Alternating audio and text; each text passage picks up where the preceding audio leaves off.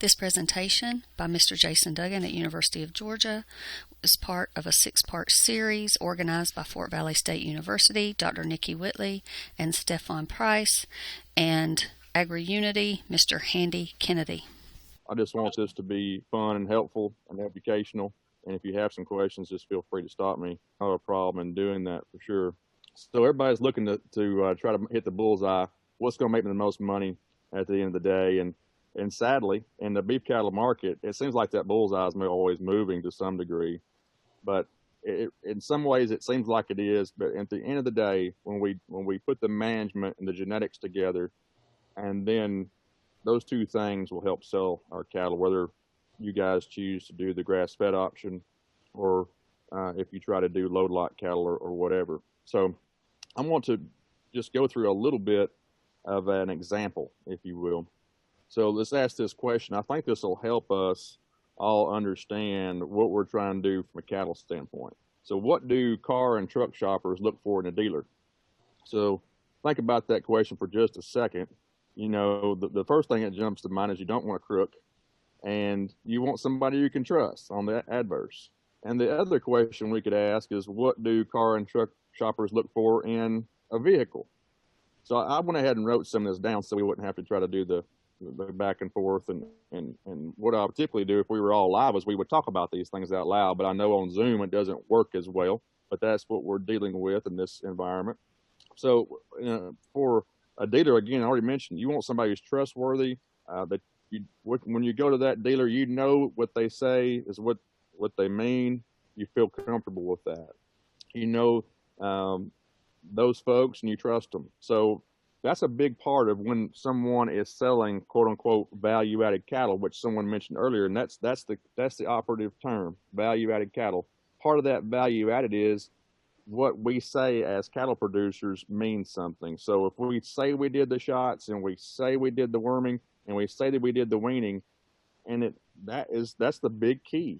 And then along with that, what are we looking for when we buy a vehicle? We're looking for a quality vehicle from a known source. Is it going to be reliable? Is the price what it should be? You know, sometimes we're looking for a cheap car, but we don't want to buy a car that's so cheap that it doesn't run very long. The same things apply and the same mentality applies in the cattle industry, really. So if you look at this bottom portion down here of the screen, the same things apply here. So we don't want to buy, vehicles personally from an unknown source. We got no history on it. We see that there's going to be problems in just a few days with this vehicle, and your friends tell you not to go out there and buy a vehicle from that person. The same thing happens in the cattle industry. When a buyer wants to buy your cattle, they're going to want to know the history. Did they have the shots that you said that they were going to have? Did they have the deworming? Did they have the weaning protocol like they're looking for? They look at the cattle and they don't see that these cattle look like high-risk cattle, as was mentioned earlier. Reputation is what it's all about. And when you do that once, you build your reputation. And then people say, hey, those folks sent me some cattle that worked well. They made me some money. They're going to come back next year and buy from those same producers. And that may sound a little hokey, but it helps me understand really what's going on. So the same thing applies again. Like I said, what do cattle buyers look for in feeder calves? And we could write out all the lists and everything, and we're going to do that. The same thing with feeder calf producers. We look for in feeder calf producers. We're going to cover that here in just a second. Let's do just a little bit of a quick, simple cowboy math, as I call it. So on our farms, we have an outcome. What do our calves look like? Our calves look like based on the environment and genetics. So we break that down a little bit further. What does that mean? So the environment is basically the nutrition. Do they look thrifty and healthy? And those cattle that get good nutrition, they're going to have better immune systems and they're not going to get sick as much. And then you roll that good nutrition with a good health management plan. You guys learned from Dr. Cardile, I heard recently. So he talked about vaccines and things of that nature. That's something that doesn't have to be complicated. There's lots of unique, crazy terms they use all the time. But basically, you're going to be given 2 to 3 shots. and you can work with your veterinarians and your staff that you've got there at Fort Valley State, and they can help you with that. And then your pasture health, if you've got grass, that helps. And then, there's the pen management. Do they have a good environment where they're sitting at?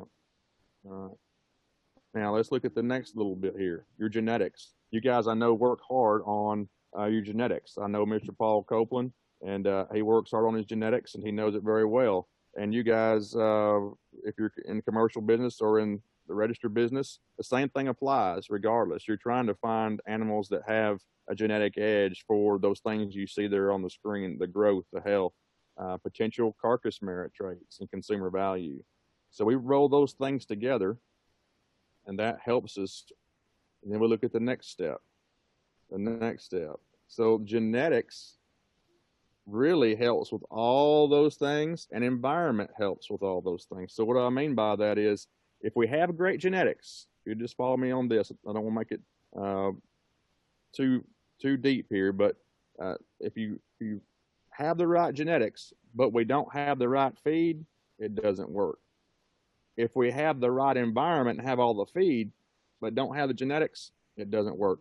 So when you're trying to think about a marketing plan and selling your calves, we as producers have to focus on the genetics and the nutrition environment part.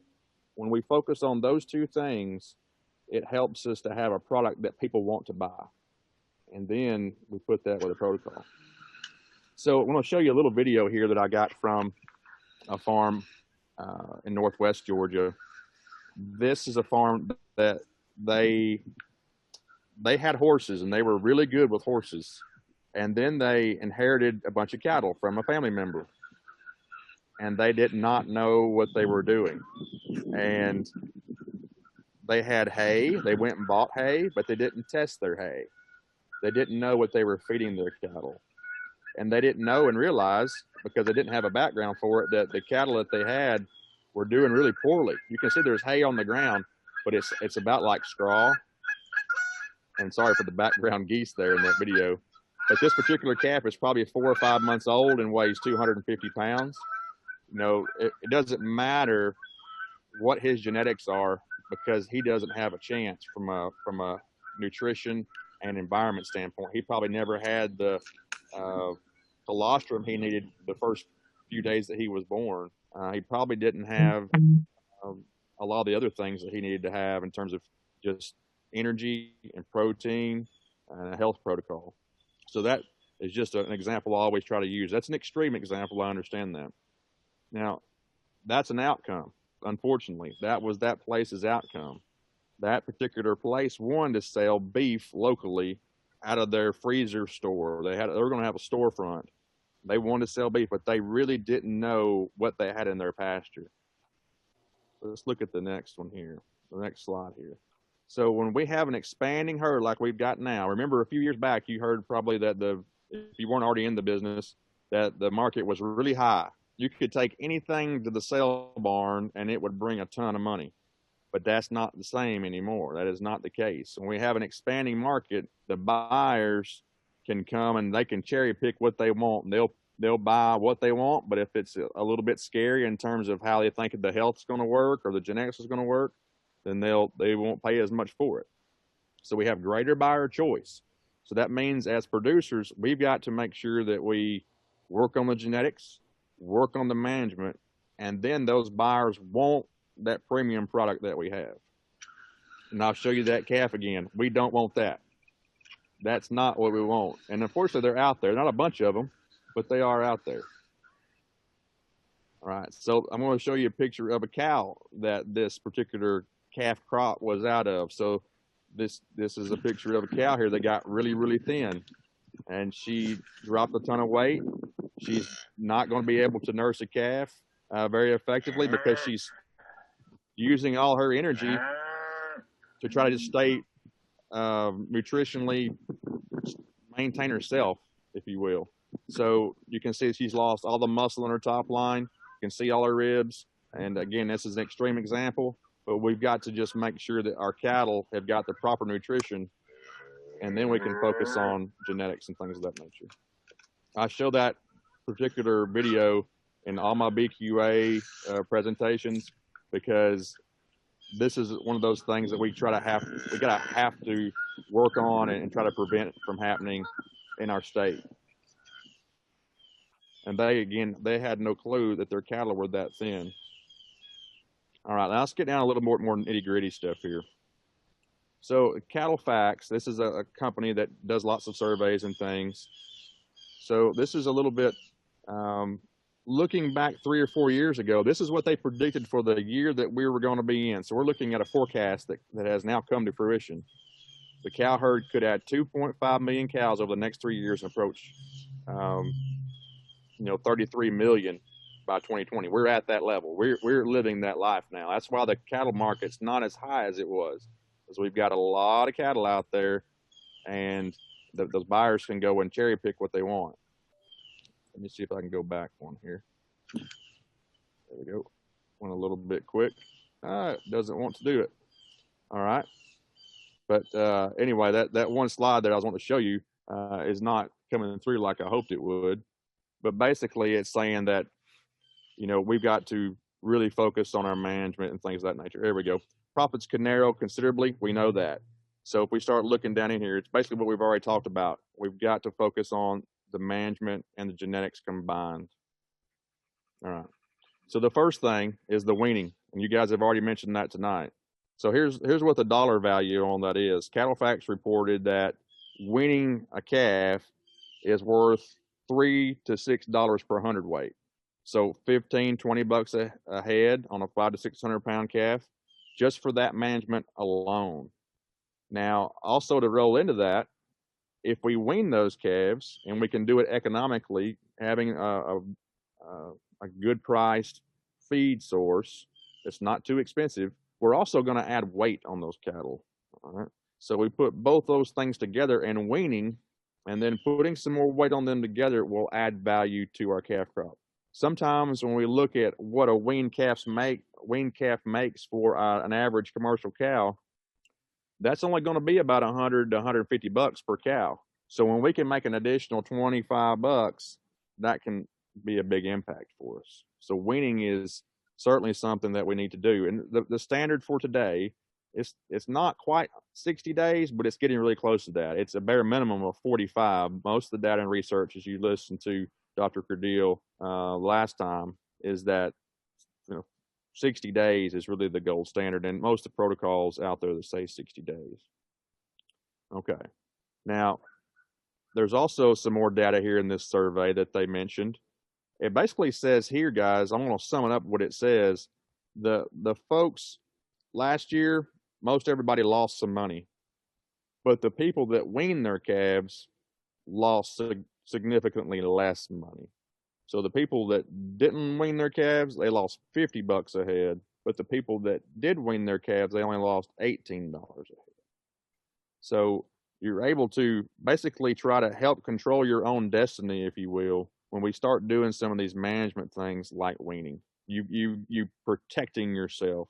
Again, we can't control the market, but we can help ourselves by doing some of these management things like weaning. So weaning makes money. The thing is, you got to have a place to put them. You got to find an economical feed resource. And you guys are mostly, I think, near South Georgia. So there's plenty of those crops out there that you can use that are byproduct sources of corn gluten, soy hulls, finding things such as your cotton byproducts, cotton seed, and mixing maybe cottonseed hulls. Depending on what you've got down there, you may have access to citrus pulp at some point. So, there is a ways to make money when you wean your calves and you put some weight on them. All right. So looking at health protocols, I don't want to rehash what Dr. Cardile did last week, but I'll just throw this at you. The survey, this isn't scientific necessarily, it's just survey data. But when we look at cattle producers that vaccinated at least 2 times, they weaned heavier calves. So in a nutshell, vaccines are something that your buyers are going to want, but not only that, the vaccines help wean heavier calves. So how does it do that? All our herds have got some bovine respiratory disease. And if we can prevent that through vaccines, we can help improve our overall weights. So look at that highlighted portion there in red. If we didn't vaccinate for BRD, it means that we're going to have 36-pound lighter calves, those calves that have BRD. The average herd's got 11% of bovine respiratory disease. So if we can vaccinate against that, we're going to improve our overall weight in our calf crop. And then also, those cattle will be more equipped to go into the feed yard and do well. Okay, I'm going to stop right there and see if anybody's got any questions or if I need to clarify anything. Any questions? I'm pretty straightforward. What's that? I'm sorry. Oh, sorry. I was asking if anybody had any questions. Anybody? You can also. I'm pretty straightforward. At the end. Sorry. No, you're good. Okay. Can you hear me okay, Nikki, or is there a delay or anything? No, it's good. Okay, very good. All right. So in this health protocols that you guys are going to be potentially using to sell preconditioned calves, I'll show you a little bit about that some too, not to reiterate too much of what Dr. Credile did, but I'll show you what we use a little bit, and that was something that he designed. But when we can do these vaccines and wean, those things combined improve your weights, improve the chance of making some money, regardless of what the market says. We're going to safeguard ourselves. All right. So this is just a little bit of a picture here to show you, back in the old days, if you will, everybody got the same price for the same 550-pound calf, but that's getting further and further away all the time. So there's going to be a larger and larger spread all the time for calves that aren't weaned and aren't vaccinated versus calves that are weaned and vaccinated. That's a gap that continues to increase all the time. Depending on where you look at, that could be a $50 a head or $100 a head, depending on how many extra programs you enroll into. It could be $150 a head. Just depends. So right now, you guys are considering what programs you want to go into right this second, because I say right this second, meaning these things change so much, and year to year, everything's evolving so fast we can't keep up anymore. Right now, the best way to make money in the cattle business is to do a non-hormone treated deal. All that means is you're not putting in implants, and maybe you're enrolling into a certification program. I'm not saying they're easy. I'm not saying that's what you should do. I'm just saying that's where the most value added comes from right this second as we talk. So, for example, if you go to Superior's an outfit that markets cattle on video, and you can even see it on TV from time to time on RFD if you have access to that. And a lot of those high-end cattle that are selling for the most money, they're non-hormone treated cattle, NHTC, or they are what's called GAP certified, the Global Animal Partnership. So when they've got all these bells and whistles and the producers jump through all these hoops to show that they've done all this work, that means that there's more value added to those cattle. So we're getting more and more spread all the time. We're just seeing a bigger and bigger gap. So you guys are thinking about the right things at the right time. You're thinking about, hey, we got to do some things to make sure we're getting paid for our effort here. And that's what you're doing. And it is that simple, just doing these management practices. All right. So one side of the equation is your bull power. Whether you're picking Angus or whatever breed that you're picking, put some emphasis in that bull. I'm not saying you should spend a lot of money. That's not the point here. But putting some selection pressure on what bulls you buy is important, because then you can utilize that information. What that bull is out of can actually be a marketing tool for you. You could say, my calves are out of X bull, and that bull is sired by whatever. You can use AI. AI is a great and effective tool to help improve the genetics in your herd. And we can expound upon that if you want to. I don't want to spend a ton of time on it, but just to mention it. You guys already know that, but didn't want to just let that slide by and not mention it. So let's talk a little bit about getting things balanced really in your favor. We want to tip the scales in your favor. We've hit this already, but we're going to hit it one more time. let's say you want to have greater value. You want to have a better calf crop. So how do you do that? Well, we work on our environment. We work on making sure we test our hay. And if we have some hay that didn't work out and isn't as good as we'd hoped it would be, then we have to get some supplemental commodities to help balance out that void of not having quite enough sugar or energy and not quite having enough protein. So if we got the environment right, then that's a great step. And we just talked about bulls or AI. We get that genetic impact going. And those two things together, they're going to give us something else. They're going to give us better performance on our calves. And I put feeder grade there, but our calves are going to look better to a buyer. They're going to have some shape to them. They're going to have some growth to them. They're going to look fancy is what the feeder calf reports say sometimes. And one other thing there that we cannot forget about is calf vigor. When those cows are in the right body condition, they've got enough flesh on them, when that calf gets that first nursing and gets that colostrum, and with the right genetics, those calves are going to survive more often. And that's such a huge key, because when we have calves die at birth, boy, that just knocks the wind right out of us almost immediately before we even get started.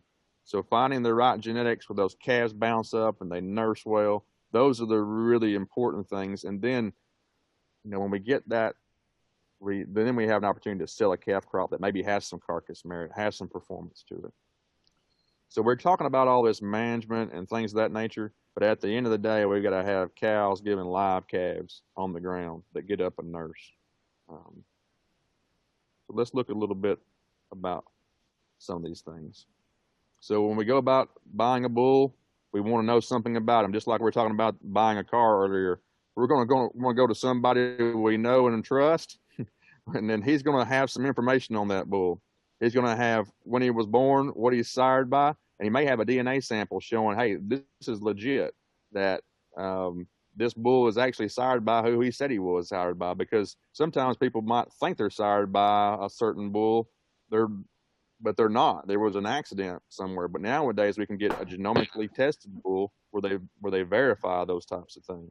And I know Mr. Paul Copeland, he's already gone through that process, sending bulls to Tifton evaluation.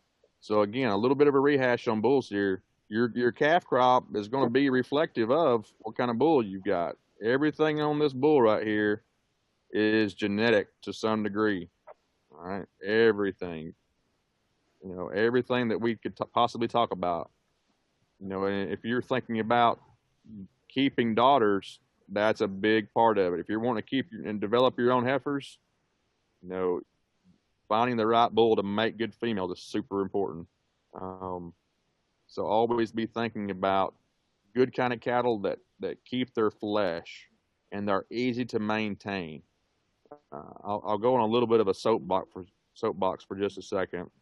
The one problem I see in the herds across Georgia is we got our cows too big. We like these big cows, and they look awesome. But I tell you what, if you've got an elephant, it eats a lot. So you wanna have a medium-sized cow in most cases, because those elephant cows, they only weigh the same size calf as those average cows. And I could show you plenty of data to clarify that, but be careful of the enormous cow. Now, there's a lot of 1,600-pound cows out there that only weigh a 550-pound calf. She's not making anybody any money. Just beware of those. That doesn't mean to say we go out and find a bunch of micro cows, because they won't necessarily make any money either. Beware of those gigantic cows that are hard to feed through the winter. And if you guys wanted to, at some point, we could talk about EPDs and things of that nature. There's a lot of EPDs out there, and we can mention some of those.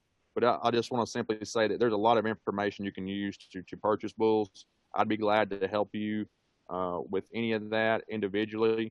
We don't really have enough time to go into a huge amount of detail tonight. But looking at EPDs can be a helpful tool. But at the end of the day, just finding a good, solid bull that is from a known source, from someone you feel comfortable with, that's probably your key. A lot of these bulls, particularly in like the Angus breeds, for example, they're going to have plenty of marbling. If you want to go gangbusters and get the highest marbling bull in the world, they're out there. They cost money. But most of these Angus bulls, they've got plenty of marbling to them. I have a question if you got a moment. Sure. I guess the things that kind of confusing to me a little bit when you're doing EPDs is basically we look at it when we buying bulls, just say 18 months old, and compared to a bull that has a record. How do you basically select a bull? You know, you look at his EPDs, but he really don't have a record of what type of calves he produced. Or should you buy a bull that has EPDs and he already proved by the calves that he have on the ground? That's an excellent question. And when you got those EPDs, there is a certain level of accuracy in those. And like you're saying, he's not proven yet. However, if you were to get a bull that had a genomic test on him, so you can see in this example here in this picture, it shows that Zoetis as an example. They're not always there, but you can buy a bull that has had DNA done on him, and it's just like he had 7 or 8 calves or 15 head of calves. Okay. So that's kind of your in between. And there's nothing wrong with going and buying a bull that is proven from somebody you know, and you can see he's got calves already on the ground that have done well. It's just they're harder to find, if you will. Sometimes they end up with problems. You know, those age bulls, they only really are good for, at these day and time, unfortunately, about 4 or 5 years of age is about, otherwise they get enormous. So if you've got some medium-sized cows and you end up buying a 2,500-pound bull, you can have some problems. And there's some problems with buying an age bull, but there's also, like you're saying, you can tell what you're getting. However, I would say that the EPDs can tell you a lot about those things, and particularly if they are DNA tested. So great question. Let me ask you another question based upon that. 'Cause most of the time we're waiting for 18 months to 2 years to breed a bull, right? 18 months to 2 years. Yeah. Okay, and then Yes, you sir. saying that bull is going to be on decline when he's about what, 6 years old? At least. So if we wait until 2 years to breed him, and though he's going to be on decline at 6 years, so that only give us 4 years to breed that bull. Yeah, roughly speaking, yes, sir. Okay. Yes, so I mean so I didn't know if it was better to just collect semen off that bull. Well, no, you're hitting on something there, and I wasn't really prepared to go into that, but that's an excellent question. No, if you've got the management and you're willing to put in the time to deal with AI, you can save yourself some money, but you're still going to have to own a bull too. Right.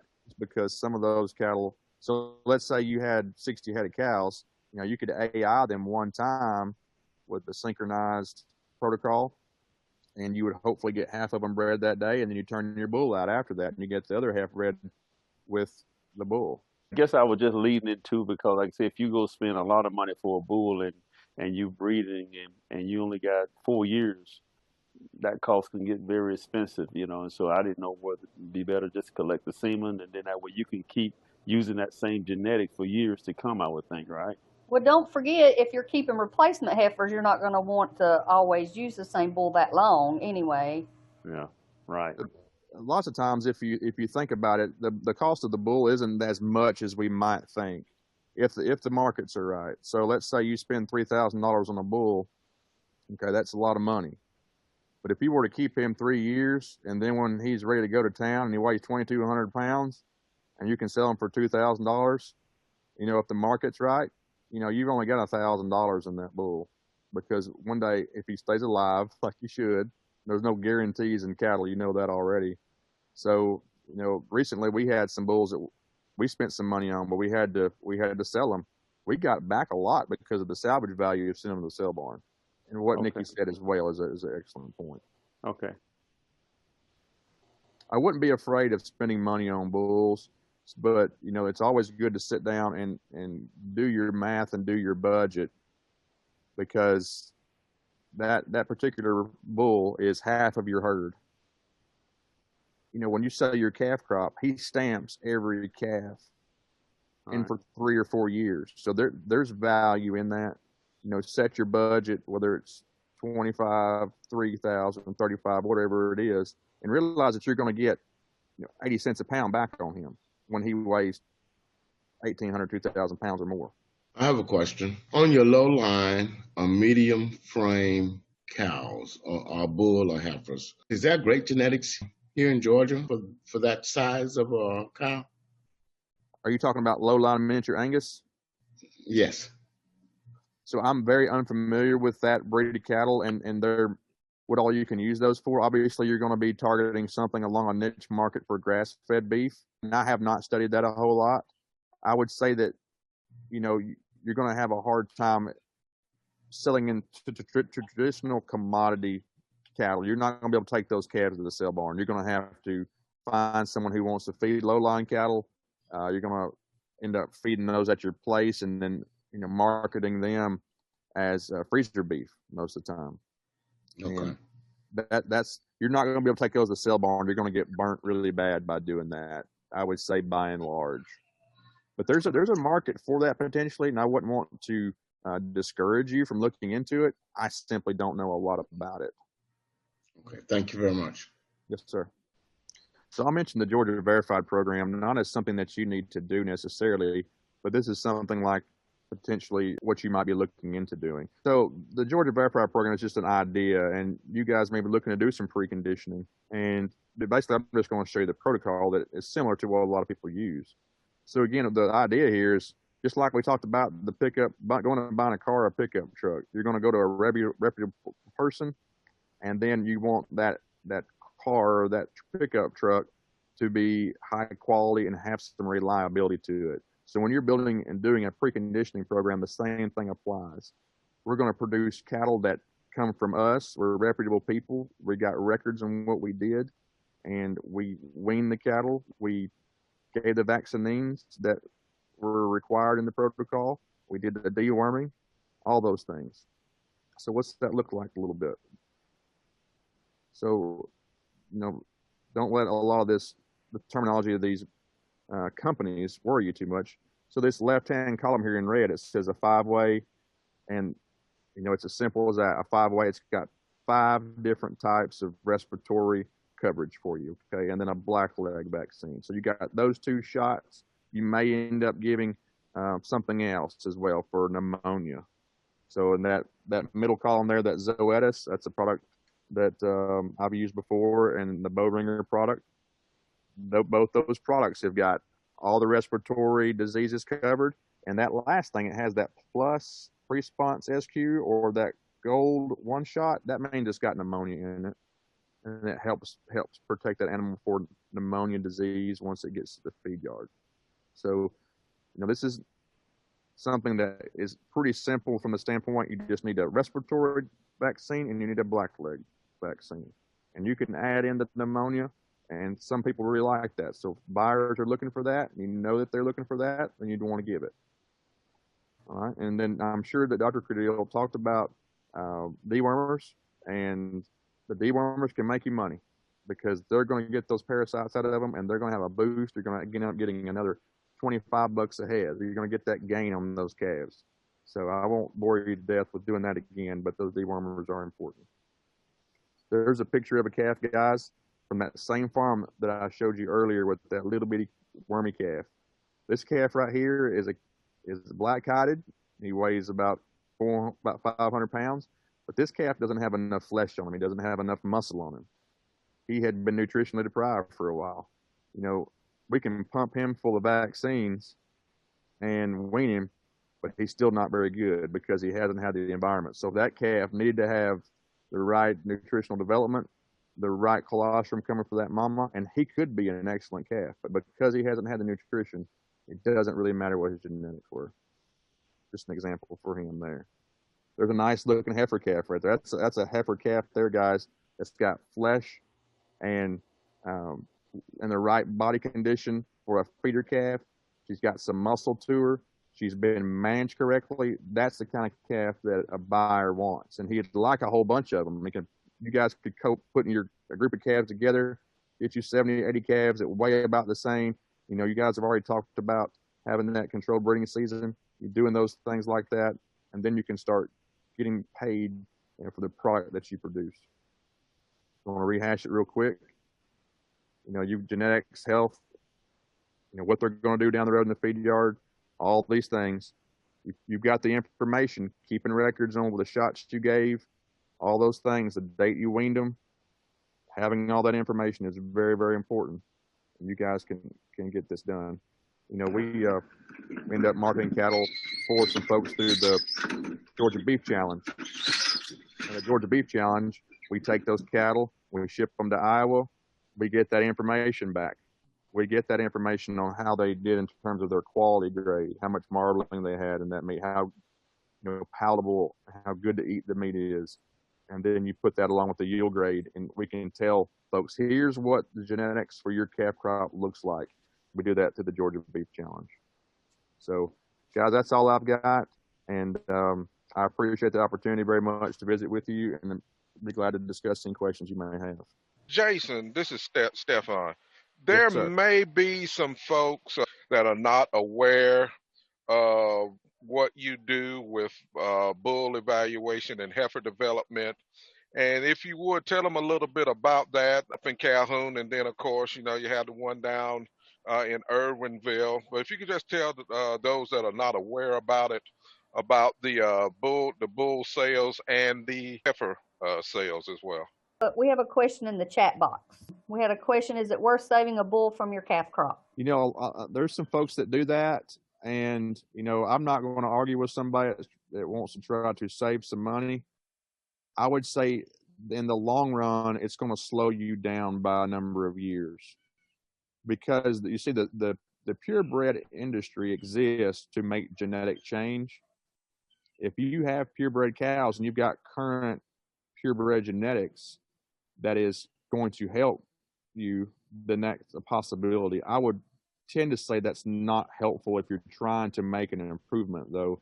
If you've got a commercial cow herd and you don't have a lot of genetics to help improve your performance, it's going to slow you down in terms of being able to make money down the road. That's a generic example, and I'd be glad to visit with you more about it, or come visit with you, or look at the animal, or whatever you'd like to do. With regard to what Stefan about the bull evaluation, we take in bulls from consignors across the state, and those bulls are registered, and those bulls we're going to get data to the producer for performance ultrasound, and that ultrasound is going to show you what kind of ribeye area they have, what kind of marbling they're going to have, and they're going to have a BSE, and then we have a sale at the end. We try to help them market those bulls. So in Calhoun, we're going to have a sale on December the 4th. It's a Friday. There'll be online bidding as well as some live bidding. It's going to be a little bit different than we used to have. Of course, in Irwinville, as he mentioned, we have bulls that we just started on test, and Mr. Paul Copeland, who's online with us, he's got a bull down there. We just weighed him on test last week, and those bulls will go through the process of the test period, and they're going to sell in March. With regard to heifers, we do something that's really neat and unique with the heifer deal. Is we take those heifers in, and basically, in just a very brief summary, we try to get those heifers bred. It's not a guarantee. We're going to get 90% of them most years bred, and the producers can bring them back home, or they can put them through the sale. So Niki mentioned something about, trying to keep a bull, and that's a tricky part. So if you were to try to keep a bull for a while, you'd have to get those heifers bred, if you're keeping your own heifers, somewhere else. And the herd program is potentially a way to do that. So appreciate the great questions, guys. Jason, you were talking about weaning at 550, and then a weaning period of 45 to 60 days before you market. If I go to 60 days and I'm looking at, say, if I can get 2 pounds a day on those calves, I'm up to like, close to 700 pounds, a little plus or minus. Yes, sir. Say if I'm a small producer and I've got 10, do I need to tell the auctioneer what I've done with those calves and ask them? Oh, yeah. And so that's where you need to, we need to get you with some other folks that are doing the same thing. We probably just need to sit down and look at your situation. Having 10 700-pound calves at the sale barn may or may not be advantageous to you. What I mean by that is, if you had those 10 calves with 65 or 70 other calves that weighed about the same and were treated like yours were, well, then you really got something. And I think that's what you guys are trying to shoot for in the long run. If there's 10 folks on here that can put together, 2 loads, I know there's a lot of variables in there as far as, when you're calving and all that, then you've got something. I would tend to agree with you there, but so what would be your recommendation as it relates to if I do all of the best practices? Should I wean a little earlier? Well, I would say the first time out the gate, you just kind of have to see what you've got at the end. They may not weigh 700. They may weigh 650. And you might work with your, where you typically market at. You might talk with those folks and they may say, hey, that's a terrible idea. And so that'll give you a little bit of inclination. When do you calve right now? Spring. So you calve in the spring, selling in the fall. Early spring. Okay. So I would say, we need to try to have a feeder calf sale in the fall, and your calf crop would be weaned, and you would do the preconditioning, and you would look for a sale that does and really promotes what you're trying to do. And they exist, and we may end up having a Georgia verified sale somewhere in middle Georgia next fall, and we could try to shoot for that. Maybe Swainsboro, Sale Barn, I have no idea. But just your ideal setup here is to try to find a sale that wants your calves, because you're going to do everything that anybody would want. It's just you don't want them hanging out there in the wind at a random sale barn. Nobody understands what you've got. That's the problem. Dr. Noble here. Does Georgia have any regular feeder calf sales from background cattle? They do up in northeast Georgia, up around Athens area, and that's where I'm struggling to try to. I know the Swainsboro market has as well at times, but I couldn't tell you right offhand when those will be and what they're doing right this second. But there's more and more of these all the time. Do they need to be a member of the Cattlemen Association or BCIA? No, sir. They may have some in the future, but right now, no, sir. And what you consider a truckload? If you had to get a group of small farmers, each of them got 10 head together. Yeah, 48,000 pounds is typically what you're looking at. Rather than shooting for the feeder calf, say 710 pounds, what if I shoot for the stocker calf market? The stocker calves, if you talk about a true stocker calf, those are cattle that are being discounted because they haven't been managed correctly. So a stocker buyer comes in there and he buys cattle that haven't been castrated yet or haven't been vaccinated yet. He's taking those high risk calves and straightening them out, to be real short about it. Hopefully that helped a little bit. I got a question. How do you feel about cows with Brahma influence? Well, there's two sides of that story. Brahman cattle do an excellent job with survivability and longevity. And you probably already know that. I mean, they're going to do their job, and they're going to do it well. They can be dangerous a little bit. The buyers aren't going to be as excited about those calves coming out of those cows, typically speaking. So there's a balance you just have to kind of figure out. You can have a greater percentage of a live calf crop from Brahmins because those cows take care of their calves. They do a great job in terms of getting a live calf weaned, but those calves aren't as easily marketed because they're generally a little bit higher headed and they don't grade as well. But if you put the right Angus bull, for example, on some Brangus type cows, then you're diluting that Brahman influence just enough to where you get the beneficial aspects of the Brahman, but you still have the carcass merit of some of those Angus genetics, if you will. That's just an example. So they can be used. You just don't want too much in there. Hey, Jason, what's your idea of crossbreeding, such as, Angus and Black Bawley, Hereford, what in general? In general, well, in general, I would simply say that a crossbred that's strategic, meaning what genetics you've got in that crossbred can be helpful. They're going to be more fertile for longer. You're going to get that maternal heterosis versus a straight bred. It's just how genetics work. It's nothing to say bad about Angus or bad about Hereford, but when you just have that hybrid, they just do better. It's kind of like the the local town dog. That local town dog will live forever, and you can't kill the thing no matter what you do, you know. But if you go buy a high dollar dog, you know, he won't last a year. Some people don't like that example, but it makes a lot of sense to me. Thanks. You bet. I just want to say thank you guys so much. It's been a pleasure, and I'd be glad to help and serve in whatever way I can, okay? All right. Thank you. Thank you, guys. Dr. Noble here. He was referring to a background situation. It may not be something that everybody can do individually, but if you had some individuals that would be willing to accept wean calf to get background, you may can sell them as a group. Everybody's not qualified, I don't think, to background their calves. They just don't have it. All their land is raising their cows with the calves. But if we're going to be able to market a group, you mentioned 48,000 pounds, I can see somebody who has the resources to accept other people's calves, that it be like a retained ownership. And then they have to be vaccinated, be sure they deworm, dehorn, and those type of things. And they put another 200 pounds on them before they get sold to those Georgia verified programs. Dean Noble, did you want to elaborate on the diagram? Yeah, one of the things that when people are buying your animals, and he mentioned about retained ownership, is this picture right here.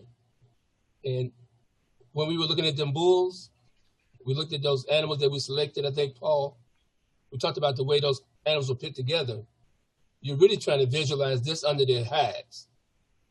It says the hip was the sirloin area, and the length will give you some sense about the loin, and then the front shoulder area. And so when we look at the live animals, we try to envision how this looks up under there. That's what you're really doing. They can weigh something, but you want them to weigh where you have these expensive primal cuts. So the chuck is the shoulder, the loin is down the back, and the sirloin on the hind leg.